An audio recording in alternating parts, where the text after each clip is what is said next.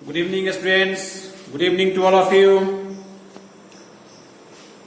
कल आपको बताए थे ए नंबर ऑफ और द नंबर ऑफ, यानी ए नंबर ऑफ के साथ किस तरह का वर्ब यूज करते हैं और द नंबर ऑफ के साथ किस तरह का वर्ब यूज करते हैं। ठीक है, आज से देखिए परसेंटेज से शुरू करेंगे। परसेंटेज यानी और परसेंट, किस तरह से परसेंटेज के साथ यानी और परसेंट के साथ वर्ब का यूज करते हैं, कहां पर सिंगुलर नाउन आएगा, कहां पर प्लूरल नाउन आएगा, इसके बारे में हम लोग चर्चा करेंगे, स्टडी करेंगे।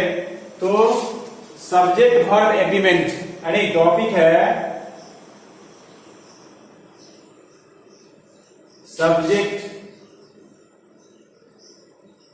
Verb agreement.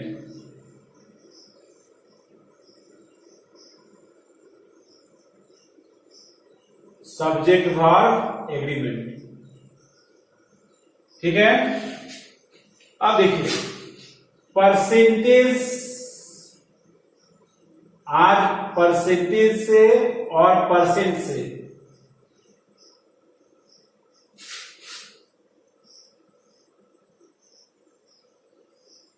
परसेंटेज है और परसेंट है, यानी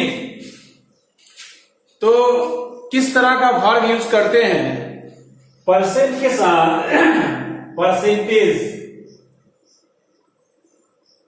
परसेंटेज ऑफ के साथ plural noun plus singular verb का यूज करते हैं, यानी कहा है कि परसेंटेज ऑफ के साथ प्लूरल नाउन प्लूरल वर्ब का यूज करते हैं। जैसे the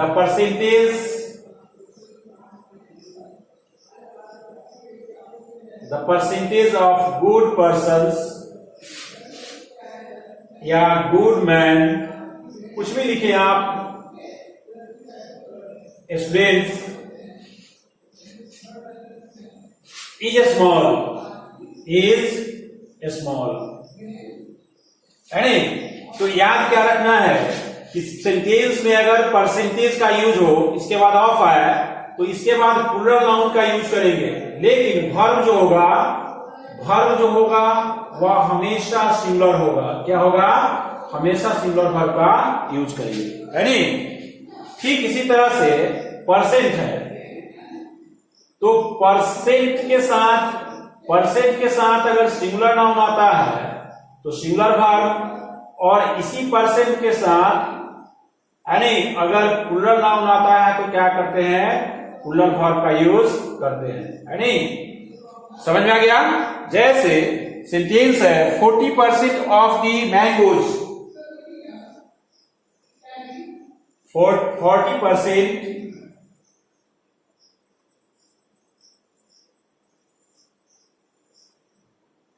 of the mangoes are rotten।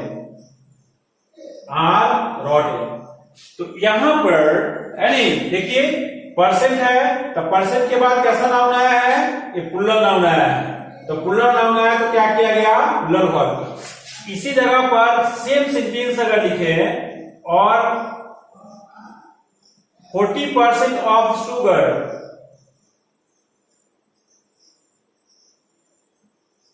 has been sold,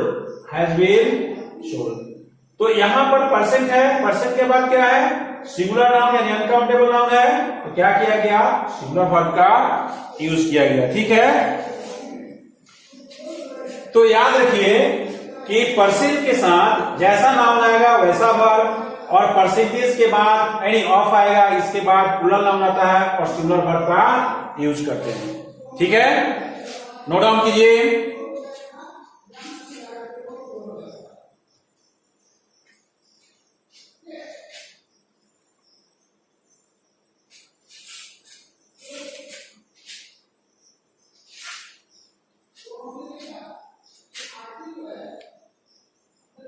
बताए हैं परसेंटेज और परसेंटेज के बाद ऑफ आएगा, प्लूरल नाउन आएगा, सिंगुलर वर्ब। याद कर लेंगे, परसेंट के साथ जिस तरह का नाउन आएगा वैसा वर्ब, परसेंट के बाद अगर प्लूरल नाउन आया प्लूरल वर्ब, सिंगुलर नाउन आएगा यानी सिंगुलर नाउन आएगा सिंगुलर वर्ब, प्लूरल नाउन आएगा प्लूरल वर्ब। जैसे 40% of the mangoes, 40% of the sugar, mango plural है, शुगर सिंगुलर है, इसलिए प्लुरल वर्ब का यूज किया गया है। ठीक है, आगे देखिए।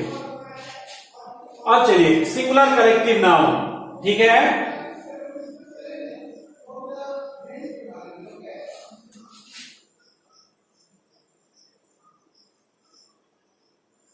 कलेक्टिव नाउन, अगर सेंटेंस में सब्जेक्ट का बना वर्ड ऐसे अगर होगा, अगर रहेगा ए टीम ऑफ प्लेयर्स, ठीक है, तो ये कलेक्टिव नाउन है। कौन सा नाउन है? इसको हम लोग क्या बोलेंगे? Collective noun. ठीक है ना? तो कलेक्टिव नाउन के बाद ऑफ आएगा, अगर ऑफ आएगा इसके बाद हमेशा क्या करते हैं? प्लुरल नाउन का यूज करते हैं। जैसे ए टीम ऑफ प्लेयर यानी ए बंच ऑफ कीज, इस तरह से हम लोग सेंटेंस में लिखते हैं। ए टीम ऑफ प्लेयर नहीं लिख सकते हैं, ए बंच ऑफ कीज नहीं लिख सकते हैं, कीज ही लिखेंगे। जब भी कलेक्टिव नाउन आएगा यानी तो उसके बाद जो नाउन होता है वह हमेशा प्लुरल फॉर्म में रहेगा, यानी a group of people, a bunch of keys, a bunch of bananas, ठीक है ना, a crowd of people, baby of ladies, इस तरह से। तो नाउन प्लुरल है, लेकिन क्या होगा कि इसके बाद इस तरह के सेंटेंसेस में हमेशा सिंगुलर वर्ब का यूज करते हैं, है नहीं? क्योंकि कलेक्टिव नाउन क्या करता है कि एक ग्रुप को रिफर करता है नहीं, कलेक्शन को रिफर करता है। जैसे कह रहा है कि टीम ऑफ प्लेयर, है नहीं? और ऐसे भी आप लोग को बताया है क्या कि अगर दो नाउन्स यानी किसी भी प्रीपोजिशन से कनेक्टेड हो तो उसके पहले वाले नाउन के अनुसार क्या करते हैं? वर्ब का यूज करते हैं। टीम है, प्लेयर्स है, कह रहा है कि टीम ऑफ प्लेयर्स है, टीम के बारे में बोल रहे हैं, प्लेयर्स के बारे में नहीं। प्लेयर्स के ग्रुप को क्या कहते हैं? टीम कहते हैं, ठीक है ना, होल को। इसलिए यहां पर क्या करेंगे? सभी में सिंगुलर वर्ब का ही यूज करेंगे, प्लुरल वर्ब का यूज नहीं करेंगे। जैसे a team of players has come here, यानी सेंटेंस है कि ए टीम ऑफ प्लेयर्स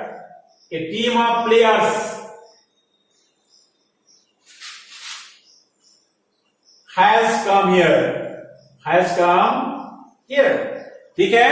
अब प्लेयर्स है, प्लुरल नाउन है, लेकिन क्या किया गया? Singular verb. अब यहां पर वर्ब जो है इस टीम के साथ है, यानी टीम ऑफ के साथ है, प्लेयर के अनुसार नहीं किया गया है, इसलिए एकदम सोच समझ के वर्ब का यूज करेंगे। अगेन दूसरा सेंटेंस है a set of books has been bought, a set of books, ठीक है, हैज बीन बॉट, इसी तरह से लिखेंगे ए ग्रुप ऑफ पीपल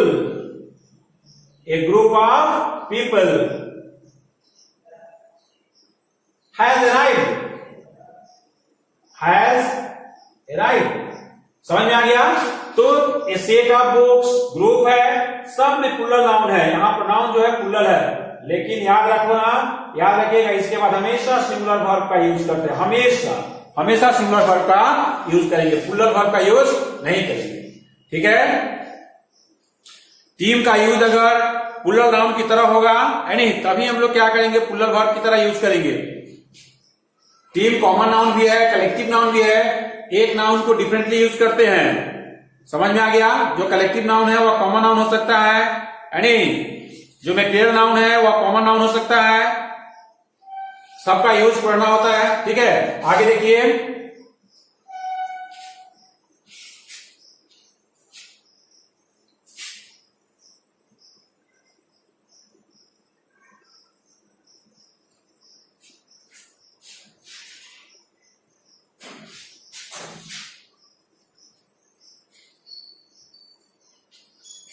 मिटा दें। अब चलिए, बहुत सारे वर्ड्स हैं जिस वर्ड्स का यूज सिंगुलर में भी और प्लुरल में भी होता है। ये मेरे ऊपर डिपेंड करता है लिखने वाले के ऊपर, यूज जो सेंटेंस में कर रहे हैं किस तरह से कर रहे हैं, सिंगुलरली या प्लुरली, सिंगुलर में या प्लुरल में, ठीक है। लेकिन हम लोग को भर भरना होता है, कैसे पहचानेंगे कि सिंगुलर में यूज हुआ है कि प्लुरल में? यानी एग्जाम बोर्ड पर ध्यान से देखिए, बहुत सारे वर्ड्स हैं जैसे government,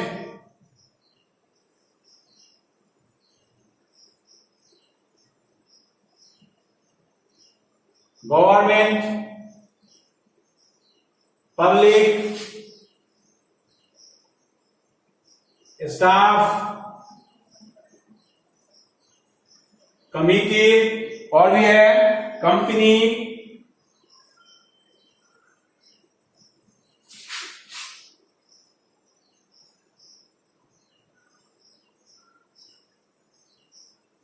committee, again company, any jury, उसके बाद देखिए पब्लिक है, बोर्ड है, एक्सेट्रा। ये सारे वर्ड्स जो है सिंगुलर में भी है, यानी ये जो वर्ड्स है सभी का यूज यानी ये सिंगुलर भी है और प्लुरल भी है, मतलब सिंगुलर और प्लुरल दोनों में इनका यूज किया जाता है, सबका यानी सबका use. Government, public, staff, board, committee, company, jury, ये जो वर्ड्स हैं इनका यूज सिंगुलर में भी और प्लुरल में भी। तो जब हम सिंगुलर में करेंगे ना, जो लिखते हैं बोलते हैं उनको पता रहता है, लेकिन भर भरने वाले को कैसे पता रहेगा?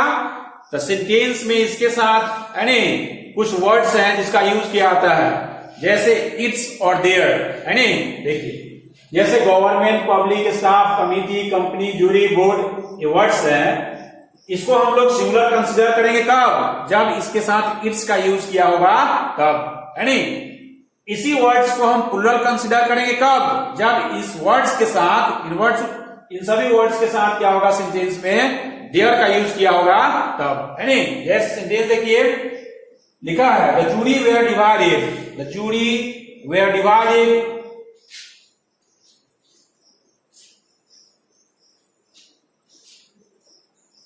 सेंटेंस है द जूरी was divided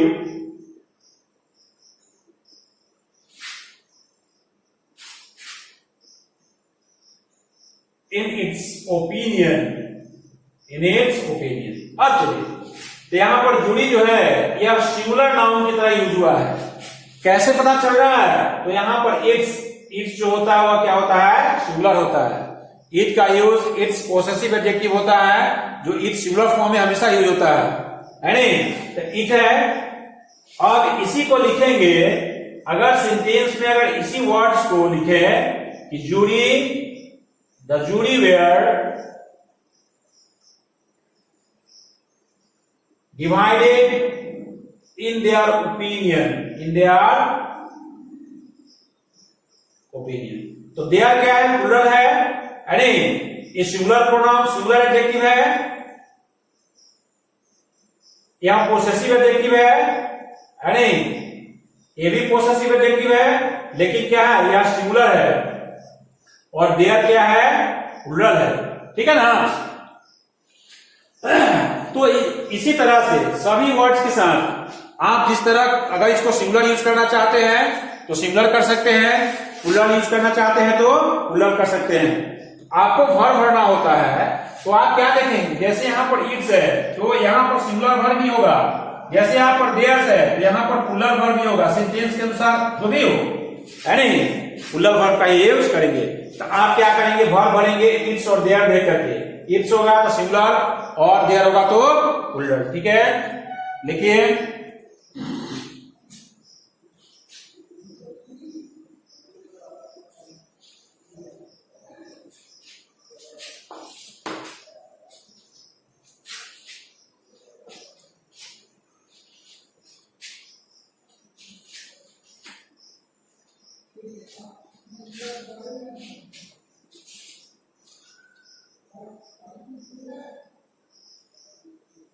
बिठा दें। अब चलिए सेंटेंस का सब्जेक्ट अगर ऐसा नाउन हो जो रेट, डिस्टेंस, टाइम, मतलब एक फिक्स रेंज को, फिक्स डिस्टेंस को, टाइम को, स्पीड को यानी अगर रिफर करता है तो उसको हम लोग हमेशा सिंगुलर ही मानते हैं, भले वह प्लुरल में लिखा हुआ रहता है।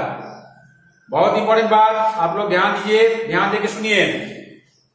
करा है क्या कि सेंटेंस का सब्जेक्ट अगर ऐसा नाउन हो जो एक्चुअल डिस्टेंस यानी स्पीड, रेट को रिफर करे तो उसके साथ हम लोग हमेशा क्या करेंगे? सिंगुलर वर्ब का यूज करेंगे, भले वह प्लूरल में हो। समझ में आ गया? जैसे देखिए,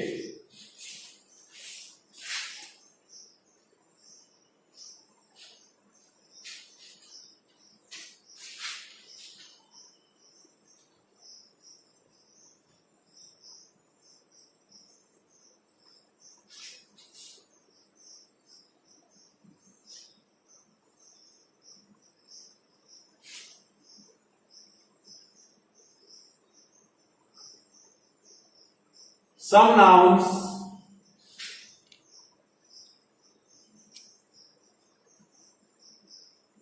can be used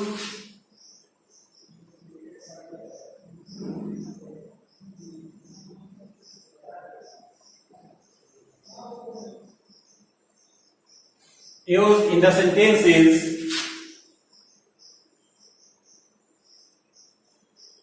to refer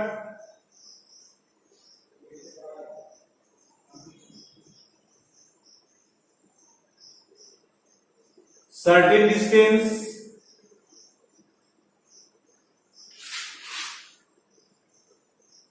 time, amount, speed,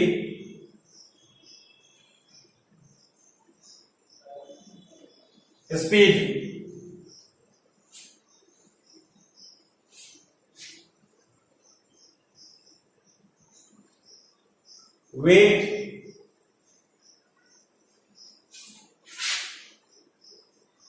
etc. And so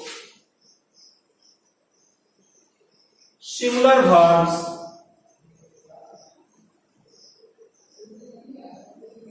are used with them.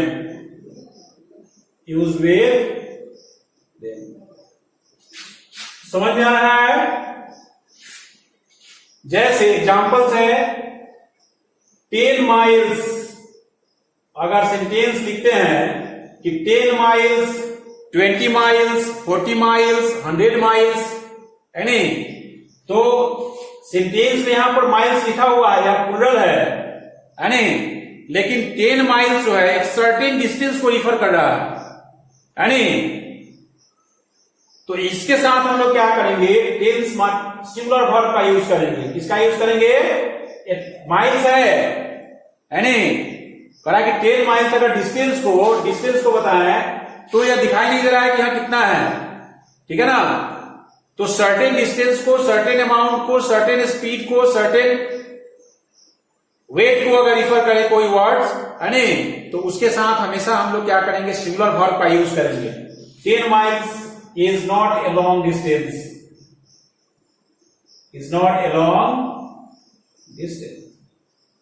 ठीक है। अब चलिए 10 माइल्स हो, 10 रुपीज हो, 50 रुपीज हो, 60 रुपीज हो, 50 रुपीज, 60 रुपीज, 10 माइल्स, यानी समझ रहे ना, इस तरह का वर्ड्स हो। जैसे 10 hours is enough for the work, यानी 10 hours is enough for the work। यहां पर आवर्स प्लूरल है नहीं, ये प्लूरल नाउन है, तो ये भी प्लूरल नाउन है। लेकिन 10 आवर्स जो है ना, 10 आवर्स क्या कर रहा है कि सर्टेन टाइम को रिफर कर रहा है, ठीक है ना। इसलिए इसके साथ क्या करेंगे हम लोग, सिंगुलर वर्ब का यूज करेंगे, ठीक है। तो याद रखिए कि कोई भी ऐसा वर्ड, कोई भी वर्ड्स यानी जो सेंटेंस का सब्जेक्ट बने और वह क्या शो करे, the certain distance, certain time, certain amount, certain money, यानी सर्टेन वेट, तो उसके साथ हम लोग क्या करेंगे, सिंगुलर वर्ब का यूज करेंगे। भूल के भी प्लूरल नहीं कर सकते हैं, भूल के भी नहीं। नोट डाउन कीजिए। और आज के लिए इतना ही, आप लोग इसको नोट डाउन करेंगे, रिवाइज करेंगे। अगर आपके पास बुक्स है तो बुक से स्टडी कीजिए, लाइन बाय लाइन पढ़िए। जो नहीं समझ में आता है आप व्हाट्सएप कीजिए, कॉल कीजिए, आपको बता देंगे, समझा देंगे, ठीक है।